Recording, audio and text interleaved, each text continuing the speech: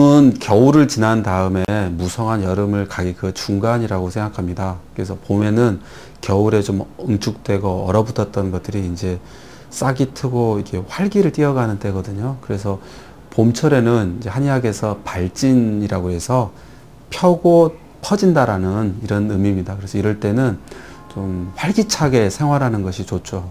그래서 봄철에는 아이들을 기를 죽이지 말라는 거와 똑같이 봄철에는 뭔가를 꺾고 이렇게 못하게 하기보다는 가급적이면 그것을 잘 펼 수 있게 하는 그런 봄철 기운입니다. 그래서 몸도 마찬가지로 뭔가 좀 응축됐던 거를 좀 활기 있게 하는, 이렇게 하는 것이 봄철의 좋은 건강관리법입니다. 봄철에는 뭐든지 다 그 성장해 가는 때이거든요. 그래서 그 성장을 다 돋궈주는 이런 게 좋고요.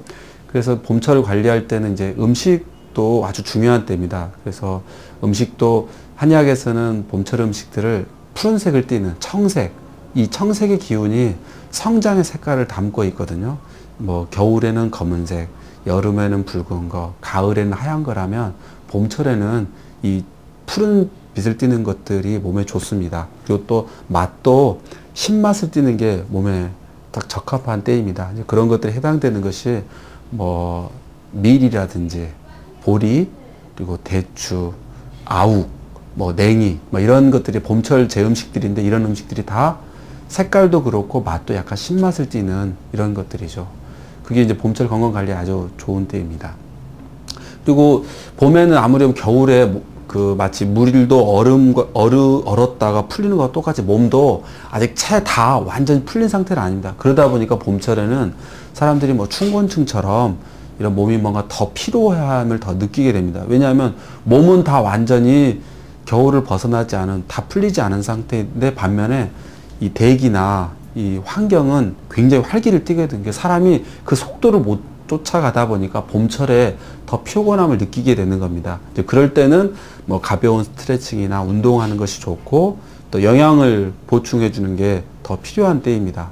그래서 아까 말씀드렸던 영양 공급하는 것은 봄철 음식들이 그 청색이나 신맛을 띠는 것들이 더 좋은 거고, 이제 가벼운 운동, 이 봄철에 과격한 운동을 하는 것보다 가벼운 운동을 하는 게 봄철에 더 적합한 운동 방식들입니다. 오늘은 이제 좀 뭔가 이렇게 주변에서 막 비용을 들이는 것보다 자기 몸을 스스로 자기가 관리하는 양생법을 좀 소개를 해드리고 싶습니다. 그러면 자기가 뭐 앉아있던 가벼운 스트레칭 할 때 이걸 해보시면 좋겠습니다. 이거는 예전에 이제 보통 도가에서 도인들이 자기 수련하고 그 뭐 이렇게 100년 이상 장수 비법으로 썼던 거니까 좀 습관적으로 해보시면 아주 좋을 것 같습니다. 우선은 첫 번째는 사람이 이렇게 얼굴에 모든 그 구멍들이 다 있거든요. 사람 몸이 9개 구멍이 있다고 합니다. 눈 둘, 코 둘, 입 하나, 귀 둘, 이 항문과 그 성기, 이렇게 해서 구멍이 9개가 다 있다고 하는데, 그 중에 이 눈에 대한 것들이 피로를 많이 느낄 수 있어요. 그래서 이제 눈병이 있거나 눈이 침침하거나 눈이 뭔가 이렇게 반짝거리거나 이런 눈의 불편함, 이런 게 있을 때는, 눈은 이 열기가 많이 응축되는 그 부위이기 때문에, 이제 예를 들면 제가 한번 보여보겠습니다. 손을 이게 비벼서 눈을 이렇게 대는 겁니다. 손을 비벼서 또 다시 대는, 이게 이제 눈의 피로도를 줄이는 그 방법들입니다. 그래서 눈병이 있을 때는 이제 동의보고는 이런 표현을 합니다. 눈병이 날 때는 눈을 감아라. 자꾸 뭔가를 보고 하다 보니까 눈에 피로도가 많이 생기는 거거든요. 이런 것을 보완해 주는 게 이제 비벼서 눈을 대는 이 방법이 있고요. 다음은 이제 호흡기를 강화하게 한 방법입니다.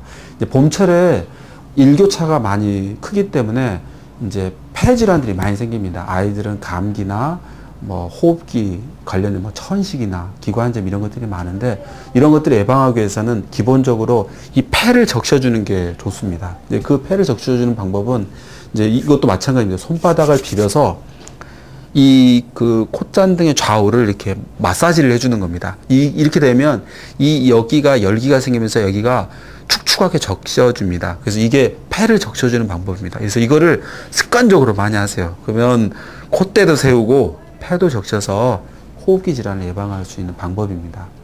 그 다음은 이제 입이 중요한데요. 이제 뭐 이 입에는 이렇게 이 침이 많이 고이죠. 이 침은 뭐 소화액으로도 쓰이지만 이게 음식물을 씹을 때 윤기를 내주게 합니다. 그래서 침을 첫 번째 제일 중요한 건 침을 절대 뱉지 말라는 겁니다. 행여 습관적으로 침을 이렇게 태태 뱉는 사람은 자기 몸에 보배 같은 이 체액들을 버리는 거거든요. 그래서 한의학에서 이 침을 오객이라고 그래서 이제 뭐라고 하나요? 좀 보배로운 체액이라고 해서 오객이라고 하거든요. 그거를 절대 버리지 말고 한번 해보겠습니다. 혓바닥을 입 천장에다 이렇게 한번 대보세요.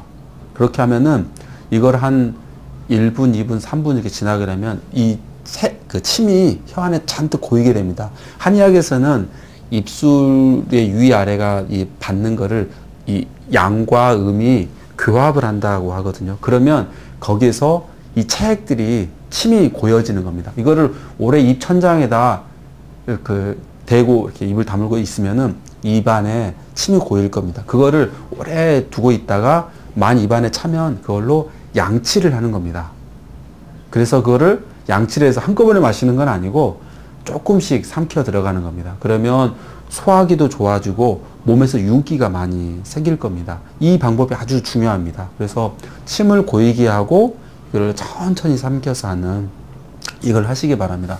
그리고 또 하나, 이발에는 이빨을 두드리는 거거든요. 요즘에 이제 아이들도 막 이렇게 충치가 많이 있죠. 그래서 이빨을 이렇게 두드리는 이거를 고치라고 하는데 이걸 많이 하세요.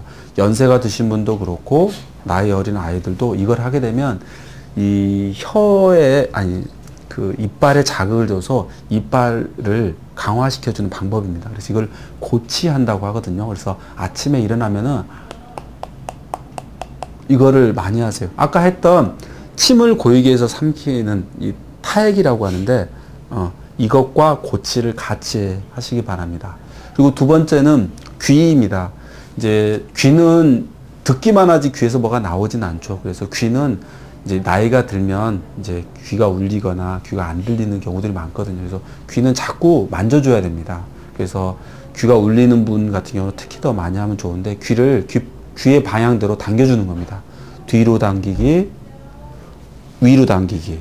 그래서 귀파키를 자꾸 당겨주라는 겁니다. 그거 자체가 청신경을 자꾸 자극을 줘서 귀를 강화시켜주는 겁니다. 그래서 눈, 코, 입, 귀를 다 했죠. 이제 마지막으로 이제 머리 자체 자극을 많이 주는 겁니다. 제가 한번 보여드리죠. 이거는 이제 한의학에서 이렇게 경락이 이렇게 있는데 보면 아시겠지만 얼굴에는 이 경락이 굉장히 많이 흘러다니거든요. 그래서 몸의 모든 양기가 머리를 다 관통하게 되어 있습니다. 그래서 옛날에 이런 말이 있죠. 머리는 자주 빗어주면 좋다는 말이. 그 말은 경락을 자극을 시켜서 오장육부를 단련을 시킨다는 겁니다. 그래서 빗질을 자주 많이 하고 뭐 빗이 없으면 손을 빗삼아서 이렇게 자꾸 넘겨주라는 겁니다. 그러면 굉장히 정신도 바짝 들고 몸에 이 자극을 많이 줄 수 있습니다. 그래서 이런 것들을 많이 하시기 바랍니다. 이렇게 이거 자체가 건강법이죠. 우선은 이제 얼굴에 관련된 양세법은 이렇게 소개를 드리고요. 요거는 아침에 일어나면은 이거를 눈, 코, 입, 귀, 머리 이렇게 해서 이걸 하시고요. 틈 나는 대로 이거를 반복적으로 하시게 되면은 굉장히 몸이 가벼워지는 걸 느껴질 겁니다. 그래서 뭐 굳이 뭐 비용을 들여서라기보다는 내 손 이용해서 내 몸을 양생하는 거를 많이 하시면은 그 봄철에 굉장히 활기를 띠게 할 수 있는 방법이라고 생각합니다. 봄철에는 뭔가를 영양 보충하는 게 아주 중요합니다. 그래서 아까 음식에 대한 거 소개를 했는데 특히 봄에는 특히 직장인이나 장년층들의 피로를 굉장히 많이 느끼게 됩니다. 그래서 뭐 거기에 대해서 약 처방도 내고 뭐 영양식도 뭐 먹고 막 이러는데 간단한 거 중에 하나는 이런 걸 한의학에서는 간장이 화학이 쉽기 때문에 그렇습니다. 왜냐하면 간장이라고 하는 것이 봄 기운을 담고 있는 장부입니다. 이것이 활기를 많이 띠기 때문에 이게 피로하기가 쉽거든요. 그래서 이럴 때 쉽게 구할 수 있으면서도 보호할 수 있는 방법이 그 생강과 귤 껍질을 모아서 그것을 같이 끓여서 먹는 겁니다. 이게 간단하면서도 간을 보호할 수 있는 아주 좋은 그 보양법입니다. 이 간장은 아니 그 귤 껍질은 소화기를 아주 좋게 해주고요. 그리고 생강은 약간 매운맛이 있어서 약간 땀을 내게 해주면서도 위장을 보호해주는 효과가 있습니다. 그래서 생강과 귤 껍질을 같이 담고 끓여서 이거를 식구들이 같이 먹는 것도 그 봄철 피로를 개선하는데 아주 좋은 생활 처방이 될 수 있습니다. 이 성남의료생협은 지역 주민들이 건강한 지역사회를 만들고 우리 몸을 우리가 좀 돌보자라는 취지로 조합을 만들고 이제 제일 처음으로 한의원을 작년 2월에 개원해서 운영을 하고 있습니다. 그래서 아직 많이 부족하긴 하지만 지역 주민들이 만든 것인 만큼 많이 이용을 해주시고요. 또 저희가 한의원이기 때문에 진료하는 것만 하는 건 아니고요. 건강 강좌나 지역사회 건강을 주제로 한 활동들을 다양하게 벌이니까 많은 참여와 관심 부탁드리겠습니다. 감사합니다.